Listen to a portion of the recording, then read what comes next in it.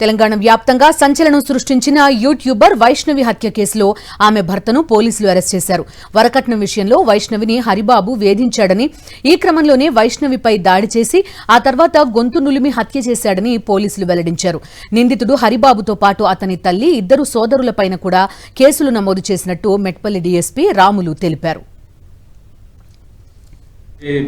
మాదాపూర్ విలేజ్లో నిన్న మార్నింగ్ అవర్స్లో ఒక మర్డర్ జరిగింది.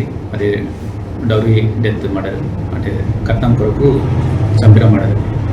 సో ఆ చంపిన అతను హరిబాబు భర్త భార్యను చంపిండు.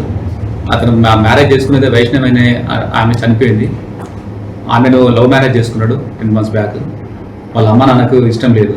వాళ్ళ అమ్మ నాన్న వాళ్ళ అమ్మ తర్వాత బ్రదర్స్ వాళ్ళు కట్నం కావాలి, వేరే దగ్గర అయితే కట్నం వచ్చేది, ఈమెను పెళ్లి చేసుకోవడం వల్ల కట్నం రాలేదని ఆమె వాళ్ళ తల్లి వాళ్ళ అన్నలు ఈ నేరస్తునికి హరిబాబుకి చెప్పి పంపించేది. అతను అదే రకంగా వచ్చి వాళ్ళని హరాస్మెంట్ చేసేది.